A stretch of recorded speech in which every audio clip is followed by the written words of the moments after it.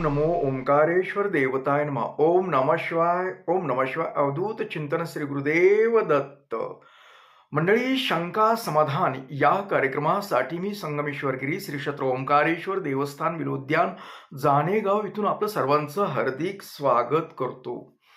मंडळी, आज आपल्याला प्रश्न आलेला आहे की मला मंगळ ग्रह आहे, त्यामुळे माझं लग्न जमत नाही असं म्हणतात.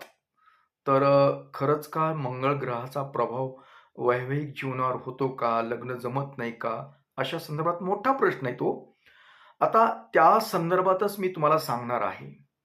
मंडळी, एक महत्वाचं लक्षात घ्या. तुमची मुलगी असेल, बहीण असू शकते, कुणीही असेल, कुठलीही स्त्री असेल अथवा स्वतः तुम्ही सुद्धा असू शकतात. जर तुम्हाला पत्रिकेमध्ये मंगळ ग्रहाचा प्रभाव सांगितला असेल, अथवा तुम्हाला मंगळ ग्रह आहे असं जर कुणी म्हटलं असेल, तर समजून जायचं की आपलं वैवाहिक जीवन हे पाहिजे तसं मिळणार नाही. मग म्हणजे काय? पहिली गोष्ट, ज्या व्यक्तीवर पत्रिकेमध्ये जर सांगितलं असेल की तुम्हाला मंगळ ग्रह आहे, तर मंगळ ग्रह ज्या स्त्रीला मुलीला असतो तिचं लग्न जमण्यास व्यत्यय होतो. पहिली गोष्ट. दुसरी गोष्ट, कसं तरी लग्न जमलं तर त्या दोघांचं पटत नाही, म्हणजे नवरा बायकोचं पटत नाही. हे मंगळाचा प्रभाव आहे. समजा कसं तरी पटवण्याचा थोडाफार प्रयत्न केला तरी त्या समजा नवऱ्याला ती हवं तसं वैवाहिक सुख आपण जे म्हणतो ते देऊ शकत नाही ती स्त्री, जी मुलगी लग्न झालेली. एकंदरीत त्यांचं जीवन वैवाहिक जीवनाबाबतीत हे आनंददायी नसतं, दुःखदायक असतं. तर अशा पद्धतीनं, आणि बऱ्याच समजा तेवढ्यात कसं तरी आपण प्रयत्न केला, लग्न होतं, पण त्यांच्या संसारामध्ये सतत भांडणं तंटे, दोघांचे विचार जुळत नाहीत. हा प्रकार मंगळ ग्रहामुळे होतो. आता मी एवढंच तुम्हाला सांगू शकतो की समजा तुमच्या पत्रिकेमध्ये मंगळ ग्रह आहे, मान्य, तुम्हाला समजून जायचं की तुम्ही एक मनामध्ये घ्यायचं की ही जी वैवाहिक प्रवास आहे आपला, ही जरा त्रासदायक आहे.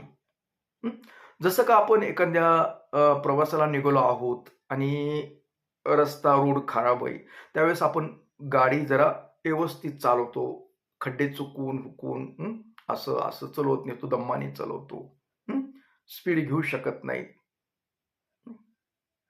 तसं आपल्या वैवाहिक जीवनामध्ये, सांसारिक जीवनामध्ये तुम्हाला हा खडतर प्रवास आहे. बऱ्याच जणांचे लग्नच होत नाहीत. बऱ्याच जणांचे लग्न झाले तर मोडतात, घटस्फोट होतात, 2-2, 3-3 लग्न बी होतात, तरीही त्यांचं कुठंच जमत नाही.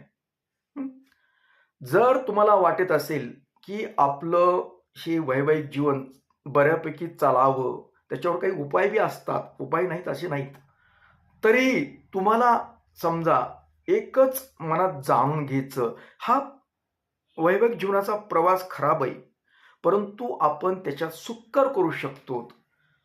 तुम्ही म्हणजे तो स्त्रियेसाठी बोलतो, तुम्ही नवरा काही जरी बोलला तरी थोडं शांत राहायचं, कारण तुमचा स्वभाव हा फटकळ असतो.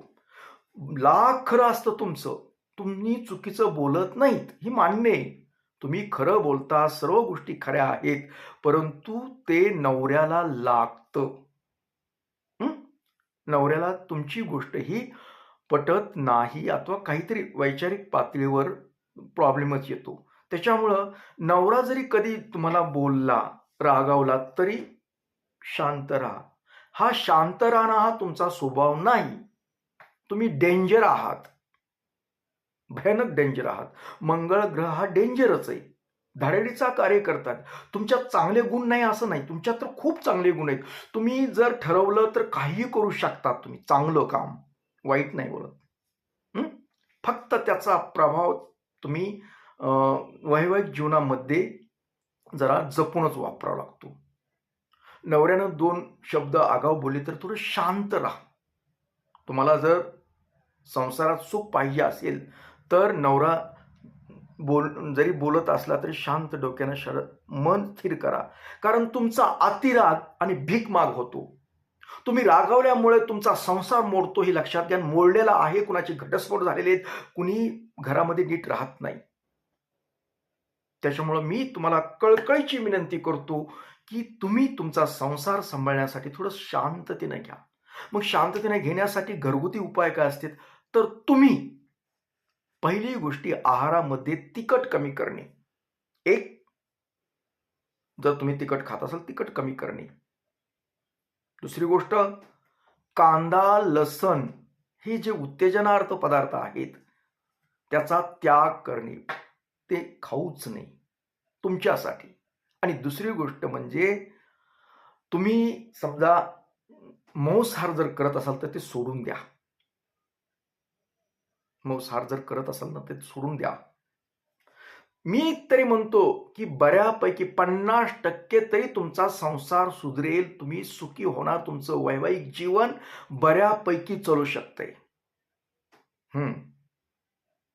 हा मी प्रयोग करून पाहिलेत. मी बऱ्याच जणांना सांगितलं हा उपाय. आणि अरे हो, जर तुम्हाला, नवऱ्यांसाठी बोलतो, जर तुम्हाला मंगळ ग्रहाची पत्नी लाभली असेल तर तुम्हाला सुद्धा हात जोडून सांगतो की तुम्ही तुमच्या म्हणजे घरामध्ये तुमची बायको जर मंगळ ग्रहात प्रभावित असेल आणि ते तुम्हाला जर माहीत असेल तर तुम्ही सुद्धा तिच्या नादी लागू नका. ती फटकळ बोलते, थोडं शांत राहा, समजुतीनं घ्या. अगर दुर्लक्ष करा, निघून जा बाहेर थोडंसं घराच्या. लय बडबड बडबड करायली ना, कुरकुर कुरकुर करायली कोंबडी अंड्यावर बसल्यावर, तर ते आपलं बाहेर निघून जायचं. तिच्या बोलण्याकडे लक्ष द्यायचं नाही जास्त. बोंबलून बोंबलून बोंबलून गप्प बसते ती. पुन्हा कालांतराने त्यांचा राग निघून जातो. कारण ही जी लोक असतात क्षणिकच भडकतात आणि लगेच काही वेळानंतर ते थंड पण होतात. तुमचा संसार टिकवायचा असेल तर हा प्रभावी उपाय आहेत. हे घरगुती. आणि नंतर आहेत मंत्र जप आहेत, मंगळाचा जप असतो, मंगळ ग्रहासाठी जप असतो, बरेचशा असे आहेत, म्हणजे दैवी उपाय पण आहेत. तर तुम्हाला एकच सांगायचं की आता बरेच काही काही बोलायला असतं पण व्हिडिओ मोठा होतो, तुम्ही बघत नाहीत. त्याच्यासाठी मी थोडक्यात सांगितलंय तुम्हाला की अशा अशा गोष्टी. आणि बऱ्याच जणांचे संसार मोडलेत, बऱ्याच जणी विधवा पण झालेले आहेत, घटस्फोट झालेत, कुणी काय झालंय, बरेच आहे. तर तसं होऊ नये म्हणून मी तुम्हाला एवढ्या गोष्टी सांगत आहे. तुम्ही घाबरून जायचं नाही. तुम्हाला मंगळ ग्रह आहे ना, तुम्हाला संसार करता येतो, पण मी सांगितलेल्या पद्धतीने. आणि जर तुम्हाला मंगळ ग्रह असतील आणि तुम्हाला संसार चांगल्या प्रकारे करायचा असेल तर माझ्याशी कॉन्टॅक्ट करा, संपर्क करा. व्हॉट्सअपला सांगतो तुम्हाला सगळी माहिती आणि तुम्हाला कसं राहायचं, काय राहायचं हे सर्व शिकवतो. कारण तुम्हाला सतत वाटत असतं की माझा नवरा ऐकतच नाही, माझा नवरा ऐकतच नाही. तुमचा नवरा ऐकत असतो पण तुम्ही जास्त डोकं खात असतात म्हणून तुमचा नवरा ऐकत नाही असं तुम्हाला वाटतं, पण तसं नाहीये. तर असो, अधिक माहितीसाठी तुम्ही माझ्याशी संपर्क, व्हॉट्सअपला मेसेज करा अथवा फोन करा. तर मंडळी, याबरोबरच आजचा हा शंका समाधान कार्यक्रम इथेच थांबूया आणि परत भेटूया पुढील कार्यक्रमात. तोपर्यंत मंडळी, ओम नमः शिवाय, जय हिंद, जय भारत, सुखी राहा आणि समाधानी राहा आणि ऐकत राहा